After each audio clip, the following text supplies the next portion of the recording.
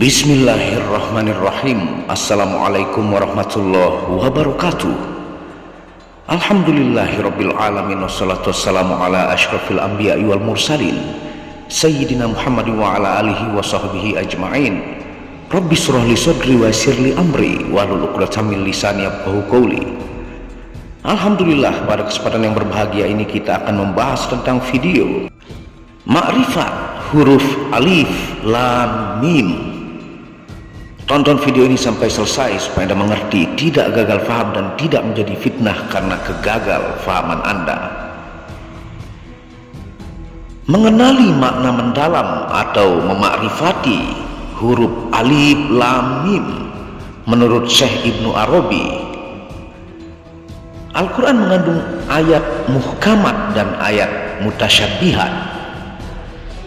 Ayat muhkamat adalah ayat Al-Quran yang maknanya jelas dan tegas, sedangkan ayat mutasyabihat adalah ayat yang maknanya samar-samar.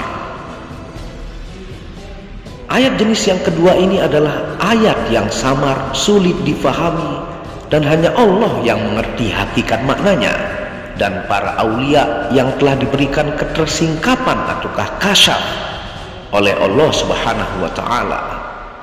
Ayat ini antara lain adalah huruf-huruf muqatta'ah. Huruf muqatta'ah adalah huruf-huruf hijaiyah yang berada di awal beberapa surah Al-Quran. Huruf-huruf ini tidak membentuk kata bermakna, melainkan diucapkan secara terpotong-potong. Ciri-ciri huruf muqatta'ah terdiri dari 1 sampai 6 huruf, dibaca dengan cara terputus-putus atau dengan mengeja. Biasanya dibaca dengan panjang 2, 4 atau sampai 6 harkat. Contoh huruf muqatta'ah: alif lam mim dalam surah Al-Baqarah ayat pertama, Yasin dalam surah Yasin, Toha dalam surah Toha. Pendapat mayoritas ulama tentang huruf muqatta'ah adalah, ada ulama yang berpendapat bahwa huruf muqatta'ah memiliki makna yang dapat menunjukkan kekuasaan Allah Subhanahu wa Ta'ala. Ada ulama yang berpendapat bahwa huruf muqatta'ah adalah kata yang melambangkan sifat-sifat Allah Subhanahu wa Ta'ala. Ada ulama yang berpendapat bahwa huruf muqatta'ah itu sebagai singkatan kata atau kalimat tertentu. Singkatnya, huruf muqatta'ah merupakan kode khusus antara Allah, Rasul, dan hambanya.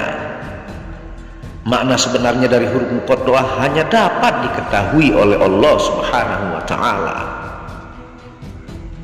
Sehingga sebagian dari para ulama mufassirin pun ketika menafsirkan huruf-huruf tersebut umumnya menyebutkan Allahu a'lam bi muradihi, atau Allah yang lebih mengerti maksudnya.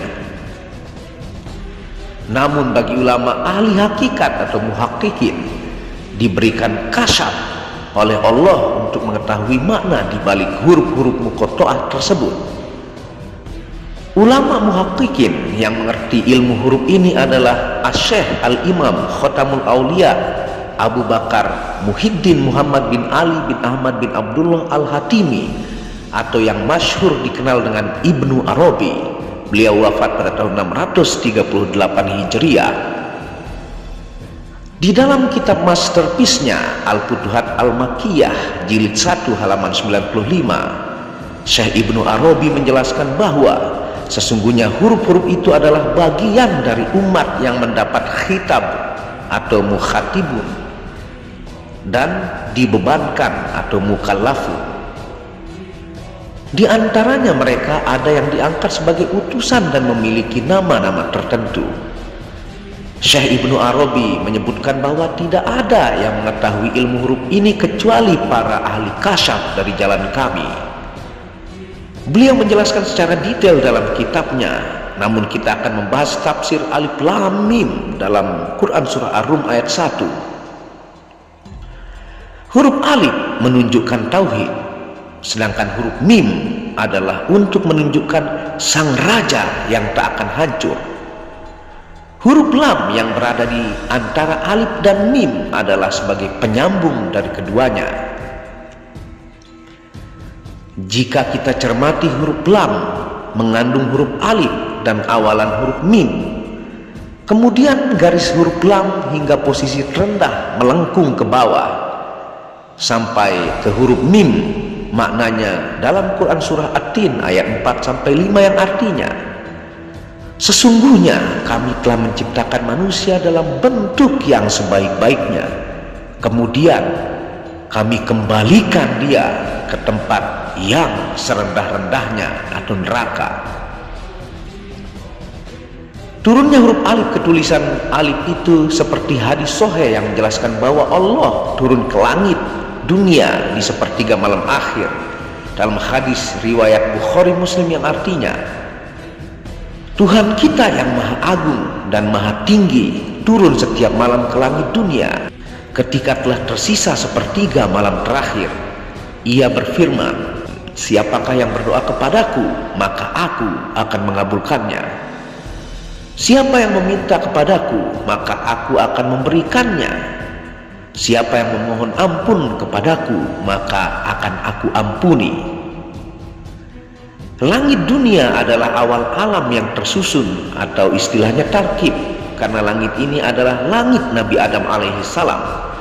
Sesungguhnya Allah turun dari makom ahadiyah ke makom wujudnya makhluk dengan turun yang bersifat takdis dan tanzih, bukan turun yang bersifat tamsil dan tasbih. Artinya bahwa Allah itu turun tidak sebagaimana yang difahami manusia, yaitu dari atas ke bawah, karena Allah tidak serupa dengan makhluk, atau laisa kamitslihi syai'un.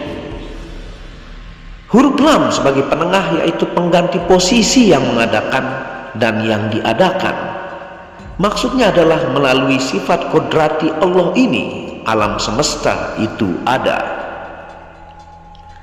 Adapun gabungan dari yang mengadakan dan yang diadakan itu tidak dapat disifati dengan sifat kudroh atau kudroti dengan dirinya, namun dengan sifat kudroh dengan makhluknya. Oleh karena itu kudroh ini dikeluarkan kepada makhluknya. Masih terkait dengan sifat kudroh atau kodrat, penciptaan alam seluruhnya dari awal hingga akhir ini selama 6 hari, yaitu mulai dari awal hari Ahad hingga akhir hari Jumat. Tersisa hari Sabtu yang berfungsi untuk berpindah dari satu kondisi ke kondisi lain. Sehingga Syekh Ibnu Arabi menjelaskan bahwa alif lam mim adalah satu bintang yang mencakup ilmu zat, sifat, dan perbuatan. Wallahu a'lam bishawab. Adapun makna yang bisa kita ambil dari penjelasan ini adalah yang pertama, dalam alif lam mim manusia diciptakan dengan sangat sempurna, kemudian menuju ke serendah-rendahnya. Juga alif lam mim itu adalah proses penciptaan alam semesta. Alif lam mim juga adalah pengenalan tentang alif itu tauhid, mim itu adalah sang raja yang tak akan hancur, dan lam adalah penyambung. Dan tentunya makna yang selanjutnya, alif lam mim itu adalah pencakup tentang ilmu zat, sifat, dan perbuatan. Apabila ada salah kata itu murni dari kebodohan saya sendiri. Apabila kalian belum terlalu paham, kalian bisa ulangi atau konsultasikan kepada guru atau kiai Anda. Wabillahi taufiq wal hidayah. Assalamualaikum warahmatullahi wabarakatuh.